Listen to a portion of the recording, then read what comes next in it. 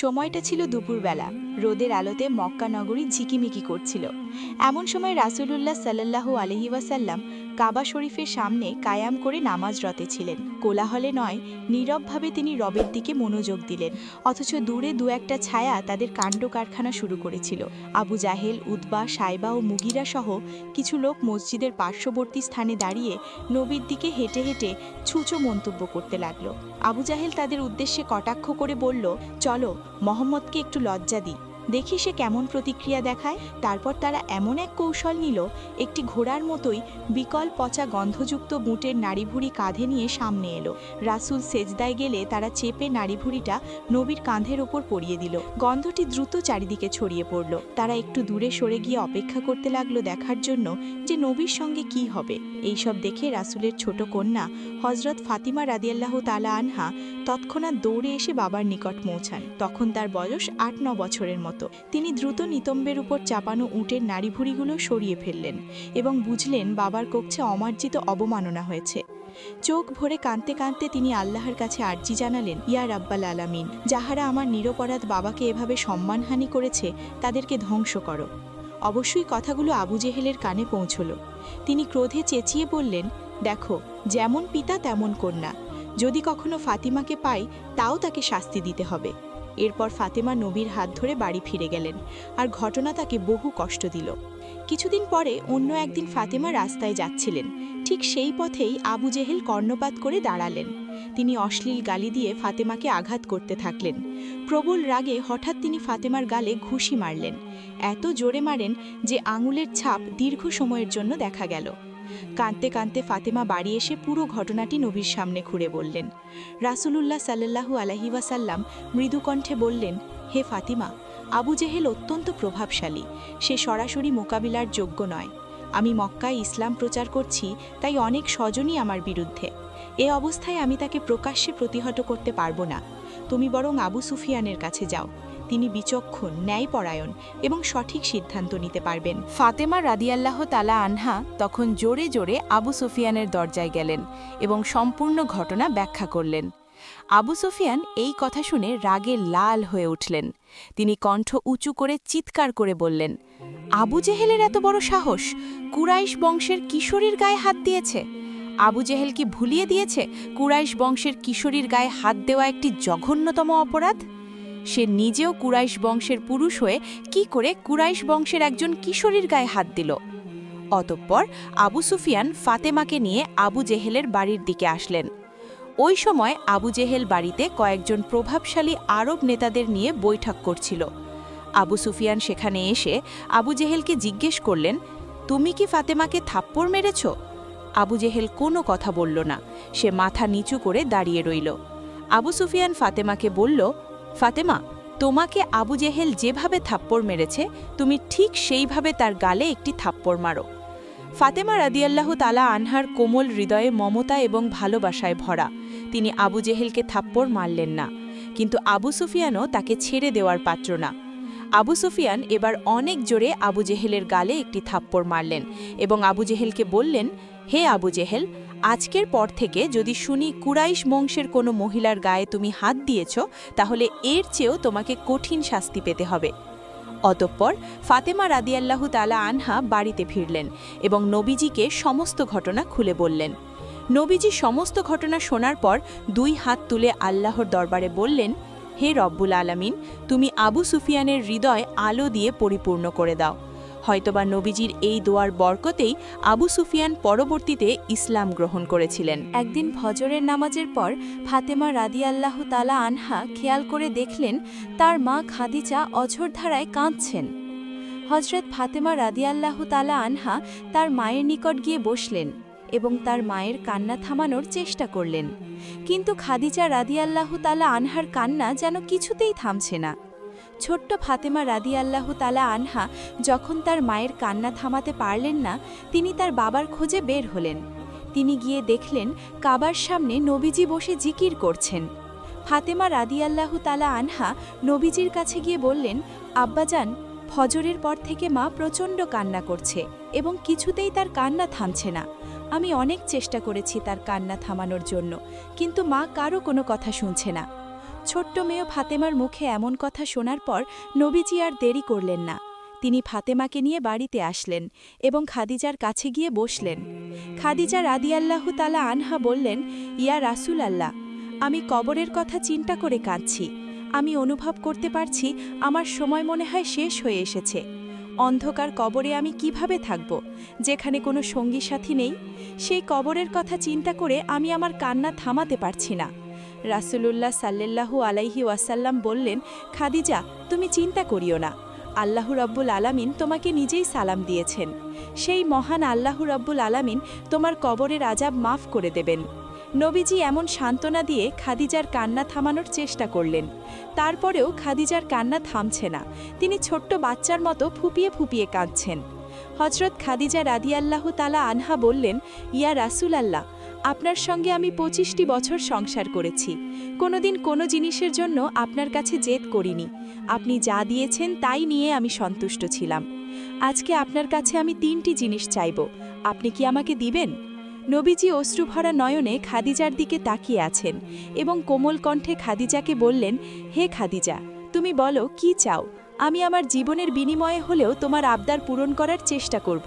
হযরত খাদিজা রাদিয়াল্লাহু তাআলা আনহা বললেন, হে আমার প্রাণের স্বামী, আমার প্রথম আবদার হলো আপনার পুরাতন একটি জুব্বা আমি ধুয়ে পরিষ্কার করে রেখেছি। আমি যখন ইন্তেকাল করব, আপনার সেই পুরাতন জুব্বাটি আমার কাফনের কাপড় হিসাবে ব্যবহার করবেন। আপনার পুরাতন জুব্বাই আমাকে মুড়িয়ে কবরস্থ করবেন। নবীজি বললেন, হে খাদিজা, এমন অযৌক্তিক আবদার কেন করছো? তোমার ইন্তেকালের পর আমার পুরনো জুব্বা দিয়ে কেন তোমাকে দাফন করব? এতে করে তো মক্কার লোকেরা বলাবলি করবে যে একজন প্রভাবশালী এবং ধনাঢ্য মহিলা, যে কিনা একসময় মক্কার মধ্যে সবচেয়ে বড় ধনী ব্যবসায়ী ছিল, সেই মহিলার মৃত্যুতে একটু নতুন কাপড়ও জুটল না। স্বামীর পুরাতন জুব্বায় তাকে কবরস্থ করা হয়েছে। তুমি এমন আবদার কেন করছো? হযরত খাদিজা রাদিয়াল্লাহু তাআলা আনহা বললেন, হে আমার স্বামী, আমি বিশ্বাস করি আপনার পুরাতন জুব্বা যদি আমার শরীরে থাকে, তাহলে আমার শরীরকে জাহান্নামের আগুন ছুঁতেও পারবে না, কবরের মাটি আমাকে চাপ দিতে পারবে না। আপনার জুব্বা মোবারকের বরকতে কবরের কোনো আযাব আমার হবে না। রাসূলুল্লাহ সাল্লাল্লাহু আলাইহি ওয়াসাল্লাম বললেন, খাদিজা, তুমি যেমন চাও তেমনই হবে। আমি আমার পুরাতন জুব্বা দিয়েই তোমাকে কবরস্থ করব। অতঃপর খাদিজা রাদিয়াল্লাহু তাআলা আনহা বললেন, আমার দ্বিতীয় আবদার হলো, আমাকে যখন কবরে নামানো হবে, আপনি নিজ হাতে কোলে করে আমাকে কবরে নামাবেন। আমার তৃতীয় আবদার হলো, যতক্ষণ আমার কবরে মুনকার নাকির প্রবেশ না করবে, ততক্ষণ আপনি আমার কবরের পাশ থেকে যাবেন না। কেননা মুনকার নাকির এসে যদি আমাকে 3টি প্রশ্ন করে, আমি খাদিজা সেই প্রশ্নের উত্তর কি করে দেব? আপনি আমার কবরের পাশে দাঁড়িয়ে থাকবেন, আমার হয়ে আপনি নিজেই আমার প্রশ্নের উত্তর দিবেন। রাসূলুল্লাহ সাল্লাল্লাহু আলাইহি ওয়াসাল্লাম খাদিজাকে বললেন, হে খাদিজা, তোমার সব আবদার আমি পূরণ করব ইনশাআল্লাহ। এরপর খাদিজা রাদিয়াল্লাহু তাআলা আনহা ফাতেমার উদ্দেশ্যে বললেন, মা ফাতেমা, আমি যতদিন মক্কার জমিনে ছিলাম, তোমার বাবাকে অনেকেই হত্যা করার চেষ্টা করেছে, কিন্তু আমি সর্বদা তোমার বাবাকে আগলিয়ে রাখার চেষ্টা করেছি। তোমার বাবার দাওয়াতি কাজে আমি সহযোগিতা করেছি। ইসলাম প্রচারের কাজে তোমার বাবার সাহস জুগিয়েছি। সুখে দুঃখে সর্বদাই তোমার বাবার পাশে থেকেছি। আমি তোমার বাবাকে তোমার হাতে তুলে দিয়ে যাচ্ছি। তুমি তোমার বাবাকে আগলিয়ে রাখবে। যেমন করে একজন মা তার সন্তানকে আগলিয়ে রাখে, ঠিক সেইভাবে তুমি তোমার বাবাকে আগলিয়ে রাখবে। তোমার বাবার সুখে দুঃখে সব সময় তুমি পাশে থাকবে। অতঃপর খাদিজা রাদিয়াল্লাহু তাআলা আনহা ইন্তেকাল করলেন। খাদিজার ইচ্ছামতো নবীজি তার পুরনো জুব্বা মোবারক দিয়ে খাদিজাকে মুড়িয়ে দিলেন এবং নিজেই খাদিজার জানাজা পড়িয়ে খাদিজাকে নিজ হাতে কবরে নামালেন। খাদিজা রাদিয়াল্লাহু তাআলা আনহা কবরস্থ হবার পর সকলেই সেখান থেকে চলে গেল, কিন্তু রাসূলুল্লাহ সাল্লাল্লাহু আলাইহি ওয়াসাল্লাম সেখানে দাঁড়িয়ে রইলেন। হযরত আবু বকর রাদিয়াল্লাহু তাআলা আনহু বললেন, ইয়া রাসূল আল্লাহ, সকলেই তো চলে গিয়েছে, আপনিও বাড়ি চলুন। নবীজি বললেন, আবু বকর, আমি বাড়ি যাব না। যতক্ষণ মুনকার নাকির এই কবরে না আসবে, ততক্ষণ আমি বাড়ি যাব না। কেননা আমি আমার খাদিজাকে কথা দিয়েছি, তার কবরের 3টি প্রশ্নের উত্তর আমি দিয়ে যাব। এভাবে পুরো দিন কেটে গিয়ে সন্ধ্যা চলে আসলো। তখনও নবীজি খাদিজার কবরের পাশে দাঁড়িয়ে আছেন। এমন সময় ফেরেশতা জিবরাইল আলাইহিস সালাম এসে নবীজিকে বললেন, ইয়া রাসূল আল্লাহ, আল্লাহ রাব্বুল আলামিন আপনাকে আদেশ দিয়েছেন এখান থেকে চলে যাওয়ার জন্য। কেননা আল্লাহ রাব্বুল আলামিন নিজেই খাদিজার কবরের 3টি প্রশ্নের উত্তর দিয়েছে। আপনি কোনো চিন্তা করবেন না, খাদিজার কবর এখন জান্নাতের বাগানে পরিণত হয়েছে। একদিন এক নিঃস্ব লোক রাসূল সাল্লাল্লাহু আলাইহি ওয়াসাল্লামের নিকট এসে কিছু সাহায্য চাইল। তখন রাসূলের নিকট কিছুই ছিল না তাকে দেয়ার মতো, তাই তিনি লোকটিকে হযরত উসমানের নিকট পাঠিয়ে দিলেন। দরিদ্র ব্যক্তিটি হযরত উসমানের গৃহে উপস্থিত হয়ে দেখলেন যে একদল পিঁপড়ে বেশ কিছু শস্য একটি স্তূপ থেকে গর্তে নিয়ে যাচ্ছে, আর হযরত উসমান রাদিয়াল্লাহু আনহু শস্যগুলো একত্রিত করে কিছু শস্য পিঁপড়ের গর্তের কাছে ছড়িয়ে বাকিগুলি আবার স্তূপে রেখে দিয়েছিলেন। এই দৃশ্য দেখে লোকটি ধারণা করল যে হযরত উসমান বড়ই কৃপণ। সে মনে মনে ভাবতে লাগল, আমি দরিদ্র হওয়া সত্ত্বেও কোনোদিন পিঁপড়ের মুখ থেকে এইভাবে শস্য কেড়ে নিয়ে নিই। তাই কিছুই না চেয়ে সেই দরিদ্র লোকটি চলে গেল। পরের দিন লোকটি আবার হযরত মুহাম্মদ সাল্লাল্লাহু আলাইহি ওয়াসাল্লামের নিকট উপস্থিত হলো এবং কিছু চাইল। সে রাসূলকে জানালো যে কৃপণ উসমান রাদিয়াল্লাহু আনহুর নিকট কিছুই আশা করা যায় না, তাই সে কিছুই চায়নি। রাসূল সাল্লাল্লাহু আলাইহি ওয়াসাল্লাম তাকে আবারও হযরত উসমানের নিকট পাঠিয়ে দিলেন। সে অনিচ্ছা সত্ত্বেও গেল এবং দেখতে পেল যে হযরত উসমান রাদিয়াল্লাহু আনহু তার চাকুরকে বাতির শলতে উঁচু করে দেওয়ার দায়ে বকাঝকা করছেন, কারণ তাতে অধিক তেল খরচ হয়। দরিদ্র লোকটি মনে মনে ভাবল যে তার বাড়িতে আলো আরও উজ্জ্বল হয়ে জ্বলে এবং সে কখনো এরূপ তেলের হিসাব করে না। হযরত উসমানের কৃপণতা সম্বন্ধে তার ধারণা আরও জোরদার হল। তাই কিছুই না চেয়ে সে আবার রাসূল সাল্লাল্লাহু আলাইহি ওয়াসাল্লামের নিকট ফিরে গেল। হযরত উসমানের বিরুদ্ধে কৃপণতার অভিযোগ শুনে রাসূল সাল্লাল্লাহু আলাইহি ওয়াসাল্লাম মৃদু হাসলেন এবং লোকটিকে আবারও বললেন হযরত উসমানের কাছে ফিরে যেতে এবং কিছু চাইতে। তৃতীয়বার লোকটি হযরত উসমানের নিকট এসে দেখল যে হযরত উসমানের বাড়িতে তুলা শুকাতে দেওয়া হয়েছে এবং একটি জাল দিয়ে সেগুলি ঢেকে রাখা হয়েছে। জালের নিচ হতে কিছু তুলা উড়ে উড়ে যাচ্ছিল, আর হযরত উসমান রাদিয়াল্লাহু আনহু সেগুলোকে ধরে আবার জালের নিচে রাখছেন। লোকটির মন অত্যন্ত বিরূপ হয়ে উঠল। ভাবল, এমন কৃপণকে কিছু দান করতে পারে। তবুও যেহেতু রাসূল সাল্লাল্লাহু আলাইহি ওয়াসাল্লাম তাকে 3 বার উসমান রাদিয়াল্লাহু আনহুর কাছে পাঠিয়েছেন, তাই সে গিয়ে কিছু চাইল। হযরত উসমান রাদিয়াল্লাহু আনহু ভাবলেন, লোকটিকে কি দেওয়া যায়, যে লোককে রাসূল সাল্লাল্লাহু আলাইহি ওয়াসাল্লাম তার নিকট সাহায্যের জন্য পাঠিয়েছেন। তখন উসমান রাদিয়াল্লাহু আনহু দেখতে পেলেন বেশ কিছু দূরে একটি সূক্ষ্ম রেখা। রেখাটিকে একটি উটের কাফেলা বলেই মনে হলো। কিছুক্ষণ পর হযরত উসমান রাদিয়াল্লাহু আনহু বুঝতে পারলেন যে কাফেলা বাণিজ্যের উদ্দেশ্যে সিরিয়ায় গিয়েছিল, সেটি ফিরে আসছে। হযরত উসমান কাগজে লিখে দিলেন যে ওই কাফেলার সবচেয়ে ভালো উটটি এবং যার উপর সবচেয়ে বেশি দ্রব্য সম্ভার আছে সেটি সে নিতে পারে। লোকটি প্রথমে মনে করল যে হযরত উসমান রাদিয়াল্লাহু আনহু তামাশা করছেন। কিছুক্ষণ কথাবার্তার পরও লোকটি তার দান সম্পর্কে নিঃসন্দেহ হতে পারল না। সন্দিগ্ধ চিত্তে সে গেল কাফেলার নিকট। সবচেয়ে ভালো এবং প্রথম উটটি তার পছন্দ হলো।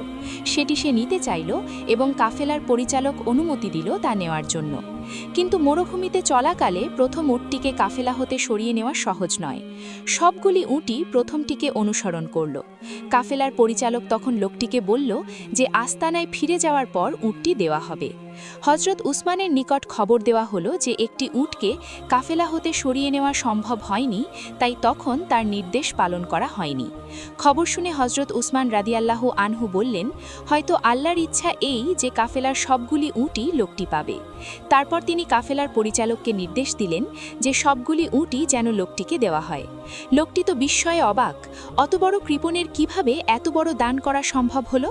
হতবাক হয়ে সে তার পূর্ববর্তী 3 অভিজ্ঞতা জানালো এবং 2 প্রকারের ব্যবহারের তাৎপর্য কী তা জানতে চাইল। হযরত উসমান রাদিয়াল্লাহু আনহু জবাব দিলেন যে তার সারমর্ম এই যে আল্লাহ হলেন বিশ্বের সমস্ত সম্পদের মালিক, মানুষ হলো তত্ত্বাবধায়ক বা পাহারাদার। সে শুধু আল্লাহর ইচ্ছা অনুসারে সম্পদ নিজের জন্য এবং সমাজে অপরাপর ব্যক্তির কল্যাণের জন্য ব্যয় করতে পারবে। মানুষের কাজ হলো আল্লাহর সম্পদ নিজের মর্জি মতো রক্ষণাবেক্ষণ করা। যদি কোনো ব্যক্তির তত্ত্বাবধানকালে কোনো সম্পদের 1 কণা মাত্র বিনষ্ট হয়, তবে তার জন্য আল্লাহর কাছে জবাবদিহি করতে হবে। সম্পদের অধিকার শুধু বিশেষ সুবিধা নয়, বরং একটি বিরাট দায়িত্ব। সুবহানাল্লাহ, আল্লাহু আকবার।